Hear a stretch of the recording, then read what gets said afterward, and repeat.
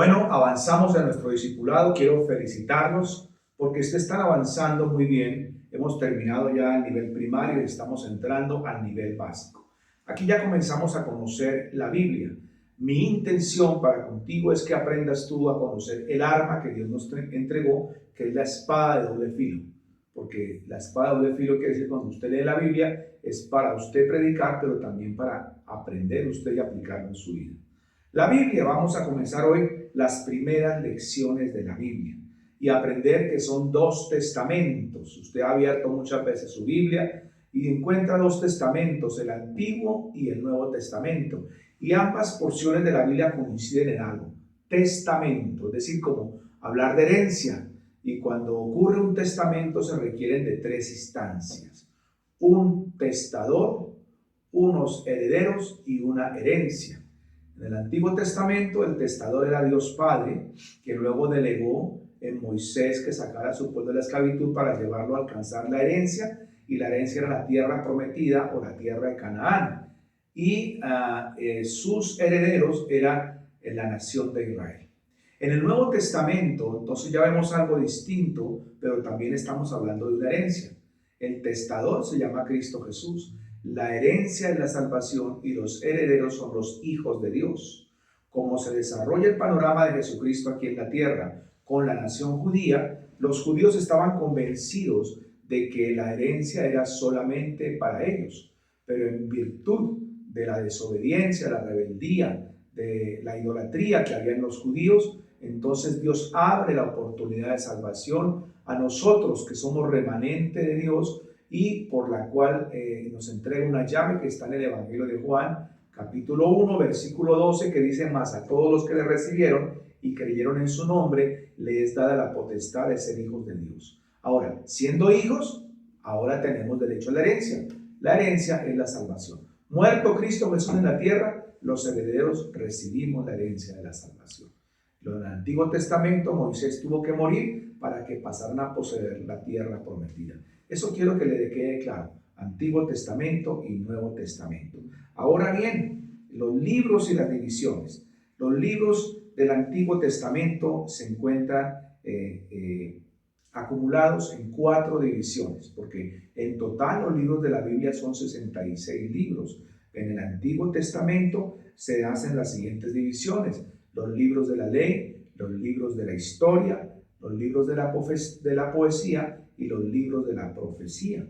Y en los libros de la ley encontramos 5 libros que son Génesis, Éxodo, Levítico, Números y Deuteronomio. Usted va a recibir un documento donde tiene esto escrito, de manera que usted escúcheme y luego con los documentos ábralo y ahí está todo lo que le estoy diciendo. En los libros de la historia, que es el desarrollo del pueblo de Israel, encontramos los libros de Josué, Jueces, Ruth, primer y segundo libro de Samuel, primer y segundo libro de Reyes,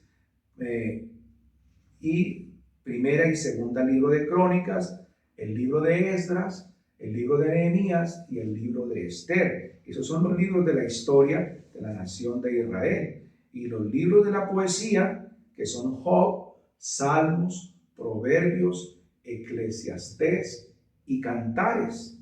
Y los libros de las profecías, que son 17, donde están todos los profetas, tanto mayores como menores, encontramos a Isaías, Jeremías, Lamentaciones, Ezequiel, Daniel, Oseas, Joel, Amós, Abdías, Jonás, Miqueas, Nahum, Habacuc, Sofonías, Ageo, Zacarías y Malaquías. Esos son los 17 libros del Antiguo Testamento. Y esas 4 divisiones, se las repito una vez más: la ley son 5 libros, la historia son 12 libros, la poesía son 5 libros y la profecía son 17 libros. Son 39 libros en el Antiguo Testamento. Y en el Nuevo Testamento nosotros encontramos 4 divisiones, que son los evangelios, ¿sí?, el libro de los Hechos, las cartas y el Apocalipsis.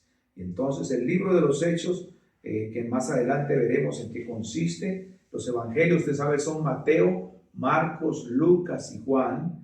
Y el libro de los Hechos es el principio de la iglesia cristiana, y las cartas son las cartas que escribió el apóstol Pablo a las diferentes iglesias que él estaba formando. Esas iglesias son la carta a los romanos, la primera y segunda carta a los corintios, la carta a Gálatas, la carta a los efesios, la carta a los filipenses, la carta a los colosenses, la primera y segunda carta a los tesalonicenses y la carta primera y segunda a Timoteo, la carta a Tito, a Filemón, la carta a los hebreos, la carta de Santiago, la primera y segunda carta de Pedro y la primera, segunda y tercera carta de Juan, y por último la carta de Judas. Son cartas que alinean la iglesia para su crecimiento.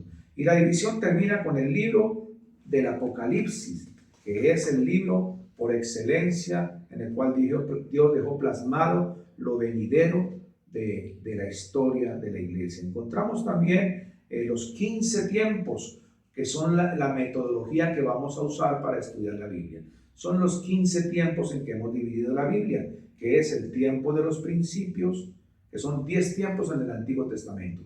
Tiempo de los principios, tiempo de los patriarcas, tiempo de Moisés, tiempo de la conquista, tiempo de los jueces, tiempo del Reino Unido, tiempo del reino dividido, tiempo de Judá solo, tiempo del cautiverio y tiempo de la restauración. Es un método de estudio sistemático que lo vamos a desarrollar de una manera muy sencilla para poder captar la enseñanza. En el Nuevo Testamento tenemos unos siguientes tiempos: tiempo de Juan el Bautista, tiempo de Jesucristo en la tierra, tiempo del principio de la iglesia cristiana, tiempo del desarrollo de la iglesia cristiana y tiempo del porvenir de la iglesia cristiana. Usted recibirá un PDF, un archivo, para que lo imprima y tenga esos documentos. Así quedamos en esta clase. Entonces, en la próxima comenzamos a desarrollar otros temas que vamos avanzando y luego despejaremos todos los 15 tiempos para aprender. Dios les bendiga, nos estamos viendo.